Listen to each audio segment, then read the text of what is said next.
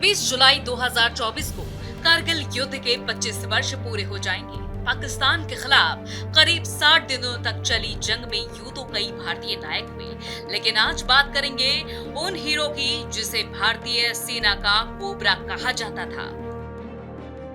जी हाँ, हम बात कर रहे हैं कमांडो देगेंद्र कुमार की, जिन्होंने 5 गोली खाकर भी लड़ाई जारी रखी और पाकिस्तान मेजर की गर्दन काट दी। कारगिल हीरो के नाम से विख्यात देगेंद्र कुमार की कहानी किसी फिल्म के हीरो से कम नहीं है।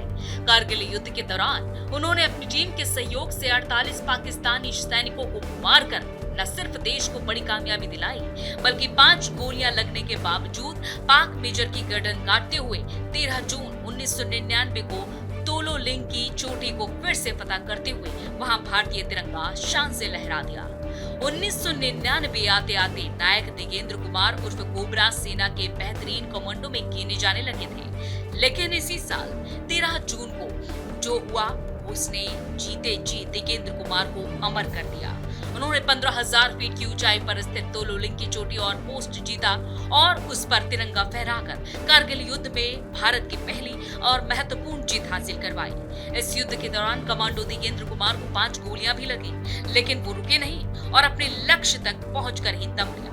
जब तत्कालीन सेना प्रमुख जनरल मलिक ने देगेंद्र से उनका प्लान पूछा, तो उन्होंने जवाब देते हुए कहा कि सर, अभी अटैक करना है, हमें रस्सा चाहिए ताकि हम उसे बांधकर तोलो लिंग के ऊपर पीछे से चढ़ सके। इसके बाद जनरल मलिक ने कहा कि बिल्ली के गले में घंटी कौन बांधेगा। जवाब में कमांडो देगेंद्र कुमार ने कहा कि सर, ये काम मैं करूंगा। पाकिस्तानी मेजर की काटी गर्दन। जनरल मलिक के आदेश के अनुसार नायक देगेंद्र को घातक टीम का कमांडर बनाया गया। बर्फीली पहाड़ी और ठंड की कपकपाहट के साथ 12 जून को उन्होंने अपनी चढ़ाई पूरी की। पाकिस्तानी सेना ने वहां 11 बंकर बना रखे थे। जब देगेंद्र पहला बंकर गिराने के लिए गए तो दुश्मन को इसकी भनक लग गई थी। उन्होंने ताबड़तोड़ फायरिंग कर दी। इस दौरान उन्हें 4 गोलियां लगी। फायरिंग के दौरान देगेंद्र का AK-47 भी हाथ से छूट गया था और इसके बावजूद नायक देगेंद्र ने अपनी सूझबूझ दिखाई और फौरन एक ग्रेनेड बंकर पर फेंक दिया। देगेंद्र कुमार और उनकी टीम ने 12 जून की रात में तोलो लिंग चोटी पर पाकिस्तान के 11 बंकर तबाह कर दिए। इस दौरान उनके ज्यादातर साथी बुरी तरह से घायल हो गए थे। 13 जून की सुबह जब देगेंद्र LMG लेकर पहाड़ी की तरफ बढ़ रहे थे, तब रास्ते में उनका सामना पाकिस्तानी मेजर अनवर खान से हुआ। पाक मेजर ने देगेंद्र की कमर के नीचे एक गोली मारी। इसके बाद अनवर खान की गोली खत्म हो गई। उसने देगेंद्र पर झपट्टा मारा, लेकिन पाकिस्तानी सेना के कोबरा ने अपना खंजर निकालकर एक झटके में उसकी गर्दन काट दी। प्रधानमंत्री अटल बिहारी वाजपेयी आए थे मिलने। कारगिल युद्ध में भारत को पहली जीत तोलो लिंग में ही मिली थी। इस जंग में सेना को बड़ी कुर्बानी देनी पड़ी। नायक देगेंद्र कुमार को 5 गोलियां लगी।